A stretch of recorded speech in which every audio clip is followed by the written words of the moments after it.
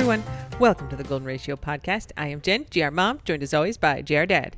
Hi. How's it going, GR Dad? Pretty good. I thought I had a clever opener for this, but I think I've totally forgotten it. Oh.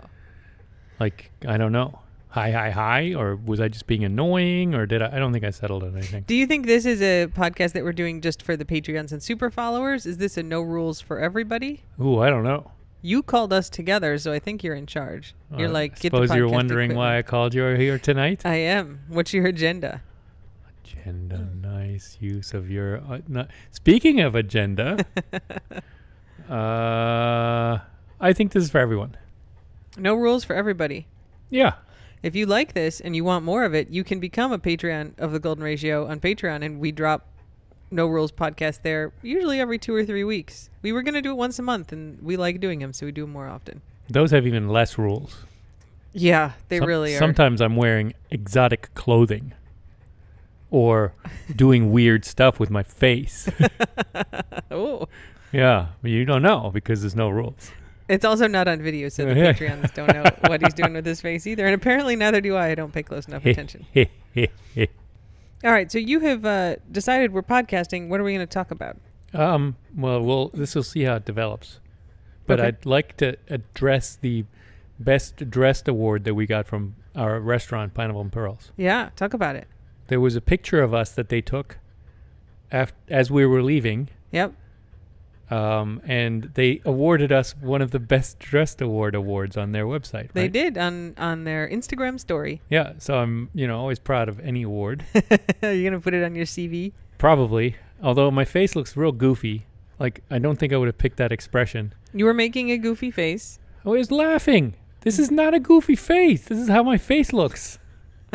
So not helpful, that comment. Sorry.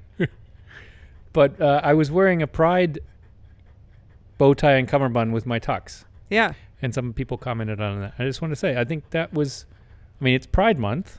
Yeah. But I feel like this is weird. But I wear those things because I have various articles of Pride stuff. You have actually much Pride stuff. Yeah.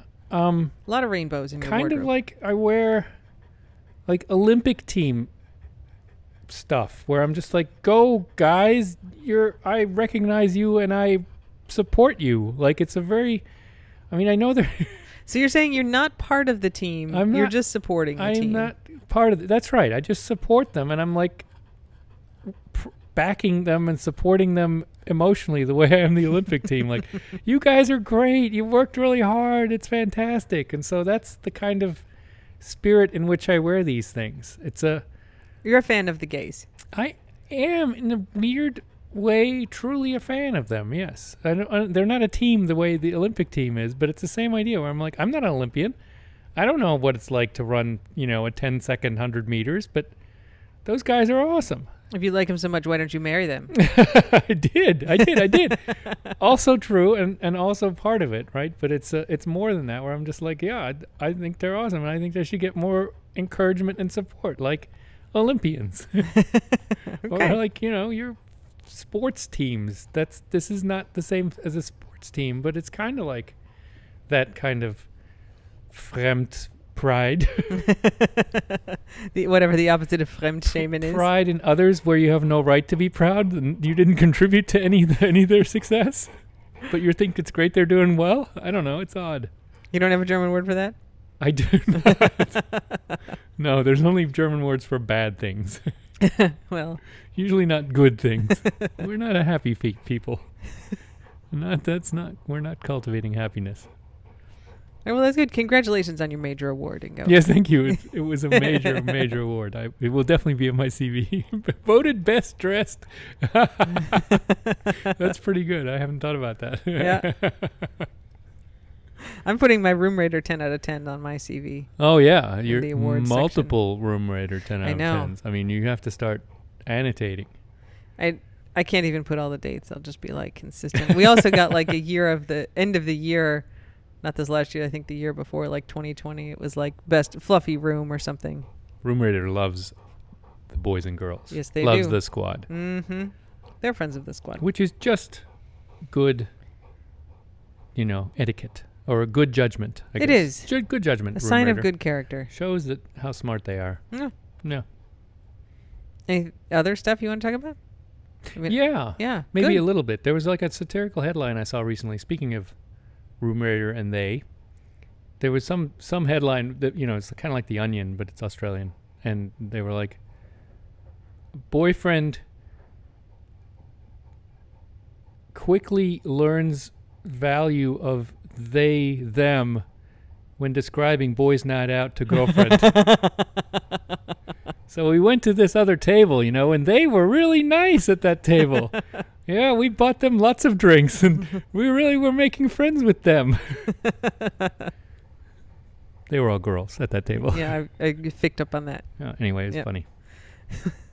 I saw a tweet today, or a post from the Reductress, that had a picture of a kind of sad, frustrated-looking woman, and it said, "The government takes away my rights, and now expects me to come to its birthday party."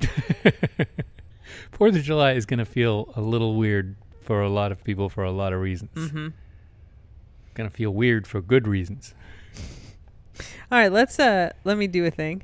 So Susan, friend of the squad, sent a package to the P.O. box today. If you'd like to send anything to the P.O. box, insults, fine. Cards for the dogs, fine. 1107 Key Plaza, number 202, Key West, Florida, 33040.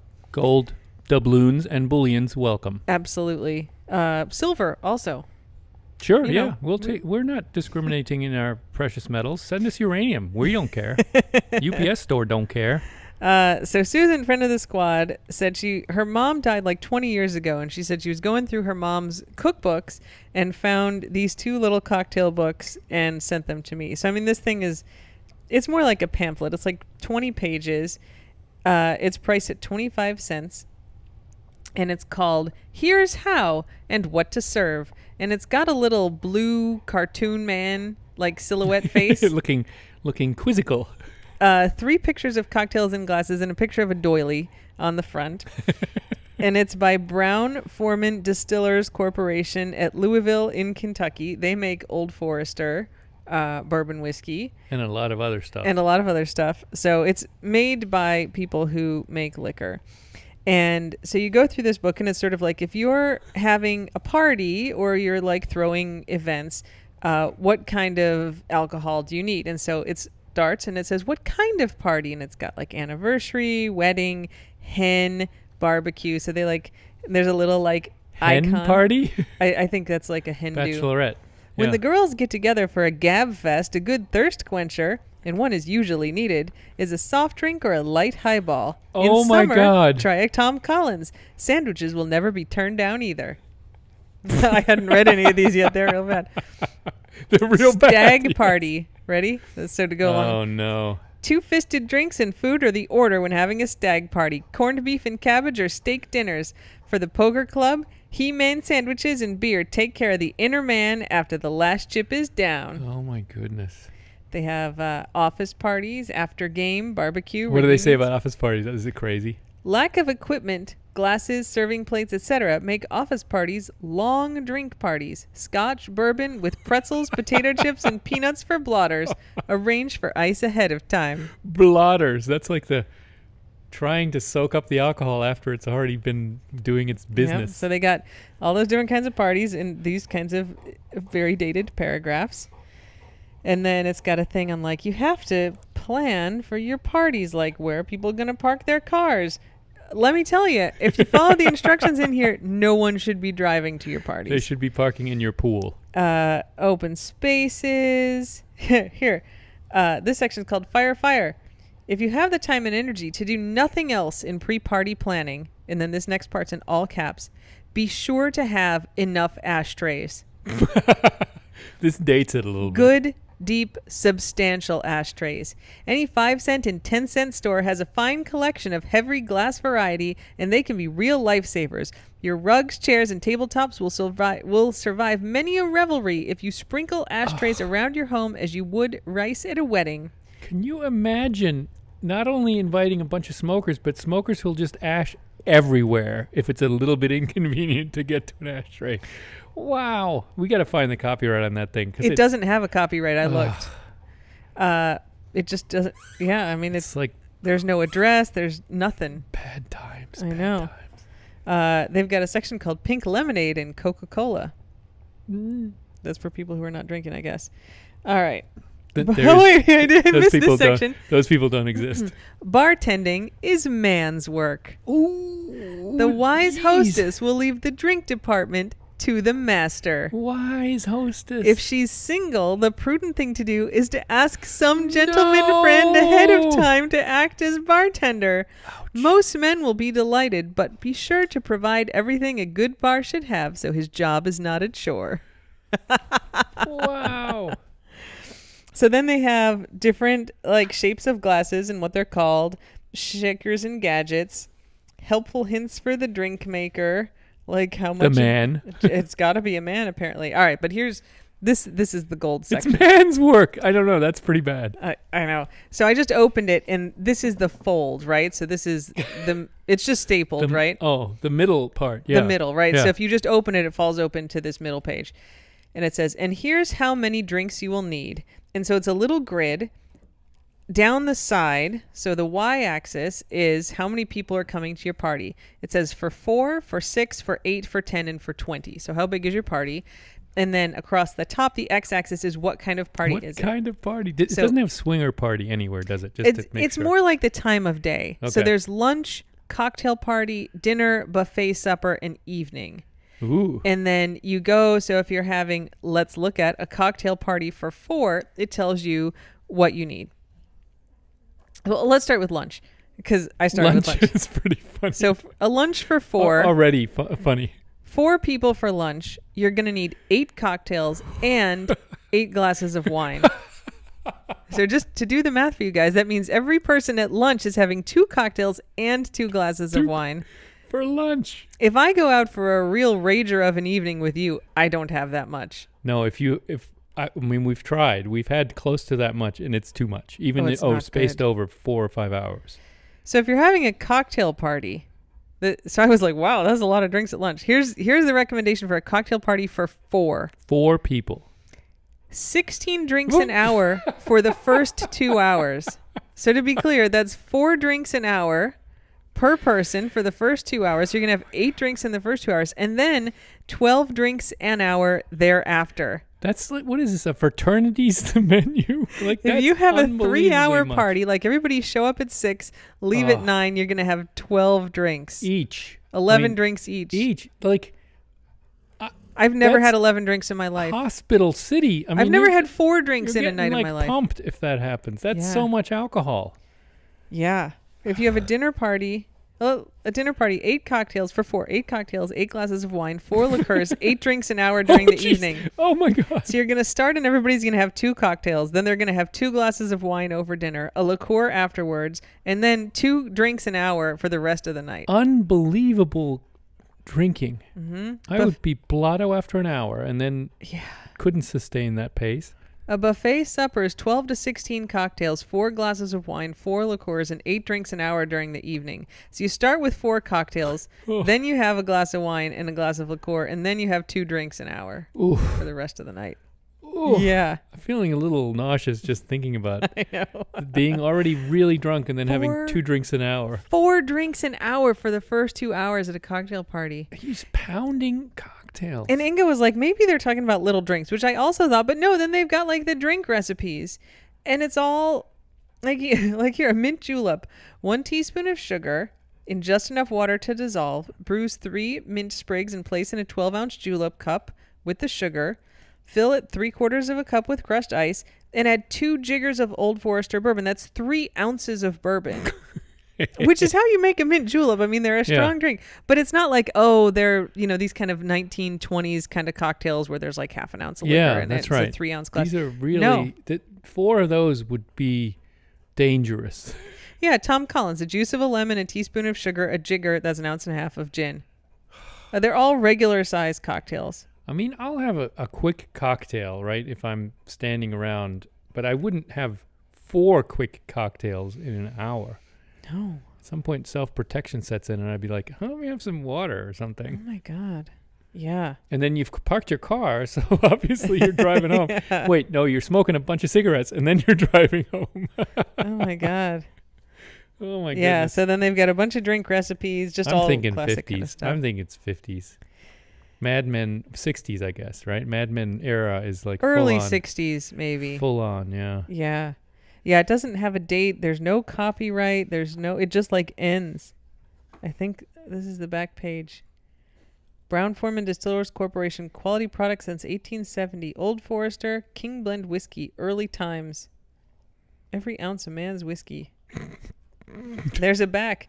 Favorite drinks of favorite people. So if I can write down, like Fred came over and Fred really likes an old fashioned. Fred demanded rum for my male bartender. And then, do you know what that icon is at the bottom where it says good numbers?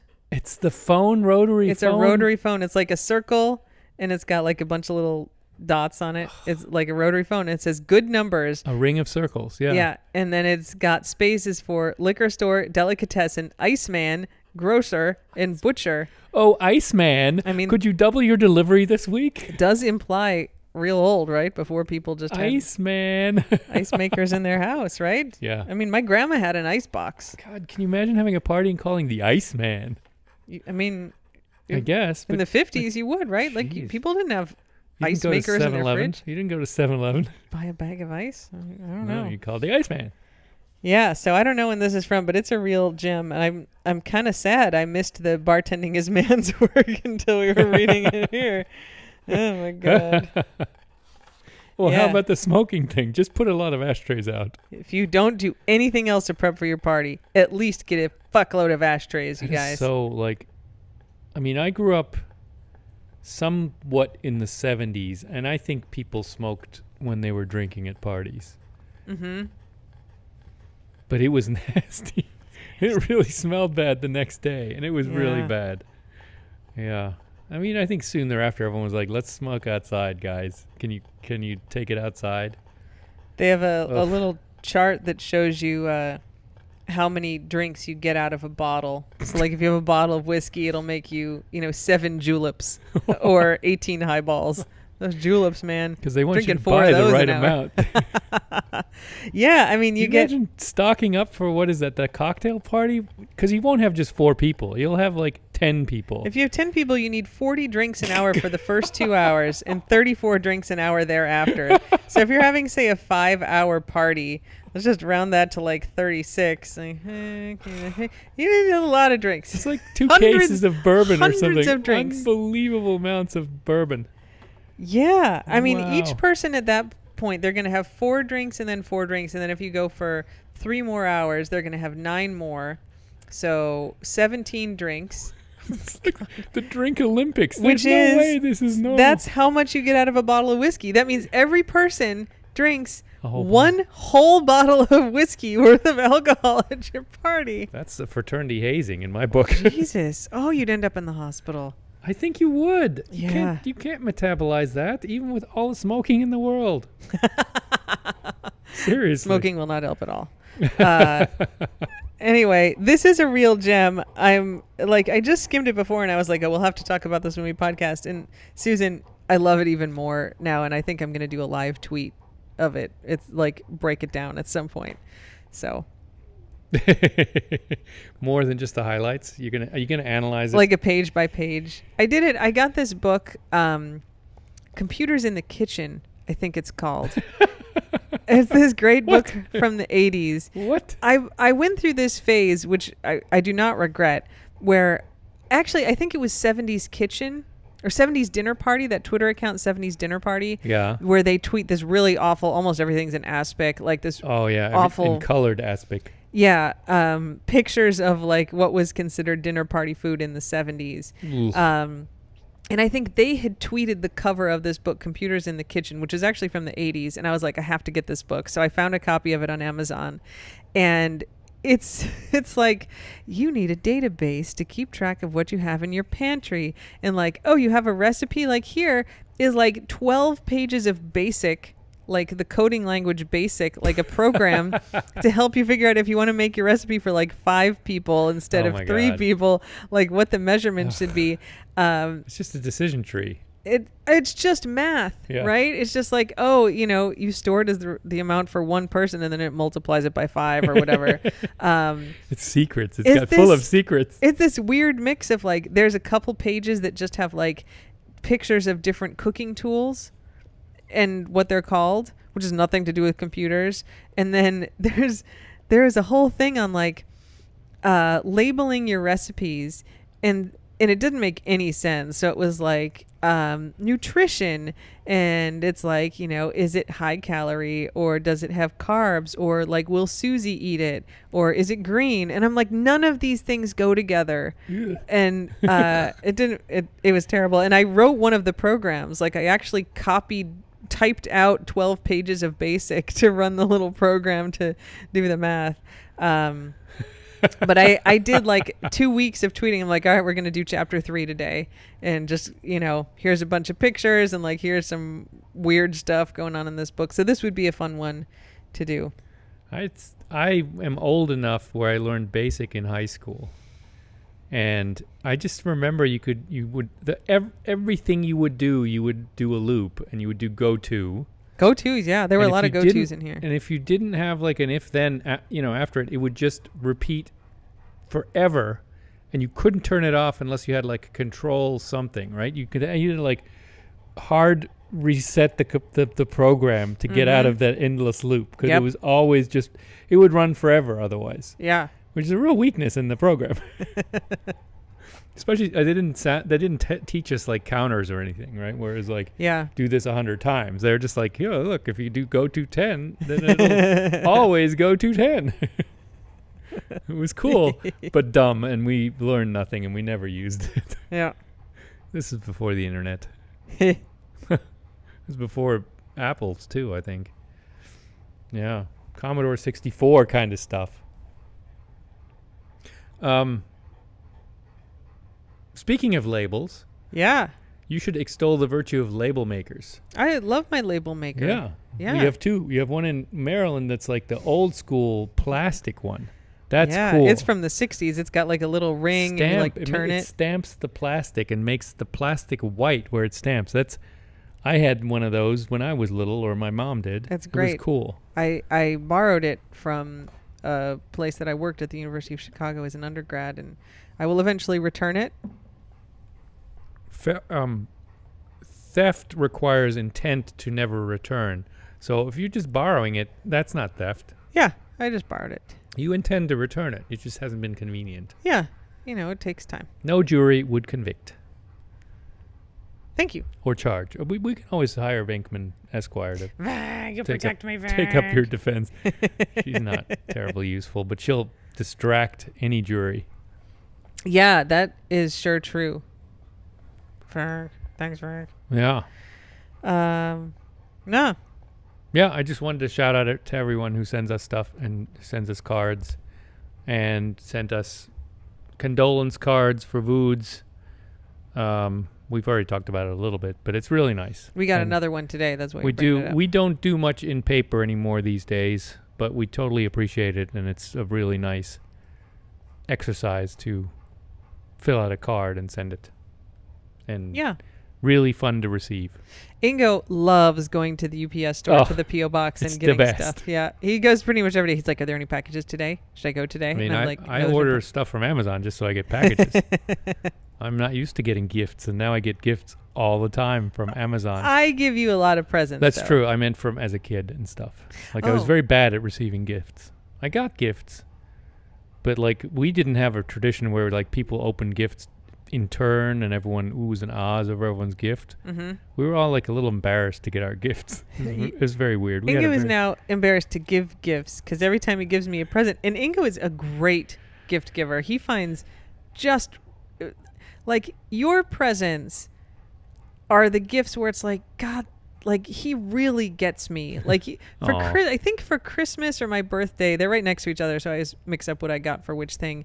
You got me this blown glass thing that is to sprout an avocado pit. So it's like big and wide at the base, and it narrows to the top, and then has like what looks like a little cup to put, and you fill the whole thing with water, and you put the avocado pit in the top. So then it will grow roots down into the main part, and you can see it. Now, we have yet to get an avocado pit to successfully sprout, but like I used to sprout avocado pits like in my kitchen with like a glass of water and some toothpicks. Yeah, all the time. Yeah. And like the fact that you somehow saw this thing and got it, and it's beautiful, and it's like just the kind of stuff I like all of Ingo's presents are like that. Not all. I get some goofy stuff too. It's fine. They just really show. But that, listen to me. I'm putting myself down. So every time he gives me a present, like he hands me the present and it's wrapped, and he's like, "This is probably stupid, and you're not going to like it, and that's okay." It's true. I just did it anyway. I just did that. You just did it. I'm like, oh, it's, hope you can always return it. I mean, I'm just terrible about this. I'm like, well, if you don't like it, we'll just burn it right now. It's fine. I can just throw it away right now. There will be times where I'm like, Ingo hands me the present and I go, don't say that it's going to be dumb. And then he's like, okay, but if you don't like it, it's okay. And I'm like, you just did it. I can't and he's stop like, myself. You really cannot stop yourself. I think it's because I have had experiences of giving presents to Germans. I'm looking at you, family. And people just not being happy, being just like, okay, thank you. And I'm like, I screwed that one up. That was no good then. Yeah. I mean, you have a family tradition of exchanging gifts or opening gifts all together. That's what it is. We when we do Christmas, we go around the Christmas tree, and I think everybody a lot of theirs. people do. That's not unusual. Well, it's like because if I give you a present, like I want to see you open it. Yeah. Right. Yeah, but I'd be like, can you open it away from me so I don't see your disappointment? Like, I'm so scarred about this. I mean, I haven't therapized about this or anything, but maybe you should. Maybe I should. You're a great gift getter, I got to say. You're always very appreciative, and you love getting gifts. You open them right away. I'm always like, I don't want to open it. I might be disappointed. I'll open it later. I'm like, open it now. Hey, I'm not mentally ready right now for the. I mean, there are some issues there. I'm not saying I'm the model at all. I think you're the better model. Anyway, you're very easy to give gifts for because you're very excited for them. I like all presents. Yes, pretty much. I am a terrible gift giver. So you give great gifts. Your give attitude is you're very stressed about it. I give them badly. I'm very verklempt about it. Yeah. Mm-hmm. Well, our anniversary's coming up, so there's going to be more gift giving. Yeah, I didn't get very good ones for you. I mean, you are getting like a parade of giant boxes delivered that are like secrets, secrets. Oh, I mean, some of that's like running shoes I bought myself. I just move all the boxes into my office. You have it's like assembling a Jeep or something in your office out of all these boxes, or you're making an airplane or something. A lot of those, we did get a big pile of boxes. A lot of that was stuff I bought for myself. One of those, all those boxes I had in there, and I brought like this big stack of like broken down boxes to Ingo. One of those was a present for you. I think it's a time machine. I think you're making a time machine, and I'll come with my like Christmas ornament or something, and you'll be like, "That's nice, Christmas ornament." I gave you a time machine. I'm always like, "This is so nice. Thank you so much. You got me a present." Know. This is in my fervid imagination and my nightmares, where you'd be like, "Oh, you got me a Christmas ornament. Maybe you can use my time machine to go back and get me something better." Which you wouldn't. That's your other wife. That's like Traum Ingo. Traum Ingo, yeah. Yeah. We have I get out of being an asshole in your dreams because it's not me. It's not Ingo. Actually you, yeah. The Ingo that I dream about is often an asshole or just incompetent. And I'll tell Ingo about these dreams, and he's like, "It's not me." And I'm like, "I know that's not you." But it's like at best I'm a frustrating jerk. At worst I'm like evil. To be fair, there's nobody that's good in my dreams. Everybody in my dreams is frustrating or evil. That's the only thing I dream about. Yeah, well, that doesn't help me really, because then I shouldn't be in that cast of crooks. Well, you're not. That's Traumingo. Yeah, it's good. I've had relationships in which I was blamed for being in dreams. That's so bad. Sort of, not explicitly but it would affect the way I was treated for days. Hey, I was not in the dream. I mean, I didn't know. I believe that's the source of the and yet. I had a dream and you were a jerk. And the little alien comic, Nathan Files comics. Right, that's right. Like, but it wasn't me in the dream. Like, you can't really be mad at me. And they're like, I know it's not.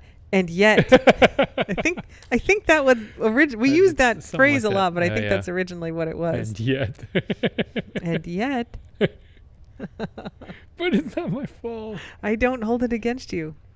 I don't. I know you do a good job of separating, but you always tell me the freaking stories of like. Do you want me to not? I will totally not. You were driving around and you couldn't get us out of the parking garage at the airport. Being stuck in the garage. And I was telling you how to go, and you just were ignoring me, or you were telling me you were right, or something. There's something where I'm just like, I'm never taking your advice. Or driving around and not being able to get to the place is a very common dream for me. Usually, I'm the one driving, but there have been some. I think just the one where you were driving. It was in the parking lot in an airport. I remember it. Parking garage. Yes. I wasn't even in it, and I remember your description of it. It was stressful. I have a very vivid description. This was years ago. It was. I don't hold it against you. All right. All right. Anything else you want to talk about? No, I got nothing meaningful or profound, but that hasn't stopped me so far. So, yeah, there we go. I think you've been very interesting, Ego. We can recommend 2 things on the TV. What? Only Murders in the Building. We're way late to that. Everybody's been watching that for years. But we did just get Hulu. That's what you said about Chewy and medicine. You know what? You're right. You should talk about this. If it's like 2 people who haven't seen it and need something to binge on, Only Murders in the Building. We got Hulu and we very much liked it. Yes, it's charming. And then Bad Ben is coming out with a new episode. That's not going to be good. That's our dumb guilty pleasure. That's going to be our date for the evening. That's dumb. But also entertaining dumb. It's not like some of these shark movies that are just dumb real bad and kind of hurt to watch. This often is kind of okay. Yeah. Yeah. I was going to say something about ambitious but falls short, but it's not even that. It's just like it's a very interesting exercise in just getting something done. Mm-hmm. Don't make perfection the enemy of just churning something out. Yep. Don't double check or edit or make sure there's continuity. Just you're good. You're good. You've created something. This is good. Creating is good. Yeah, and it's that sort of that spirit. I admire that spirit, even though the product is not really marketable. Yeah. All right, good. So there we go. There we go. Keep reaching for the stars and keep your head in the clouds and your feet on the ground or something like that. What did Casey Kasem used to say? No idea. Keep reaching for the stars and keep your feet on the ground. I don't know why he said that, but something like that. Okay. I'm Casey Kasem with America's Top 40. Okay. Okay. All right. Are we done? That's all I got. All right. I'm also done. Okay. Thanks, everybody. Until next time, Slava Ukraini. Glad we're not charging for this one. Don't put anyone unless they ask you to. Don't bite anyone unless they ask you to. Bye. Bye.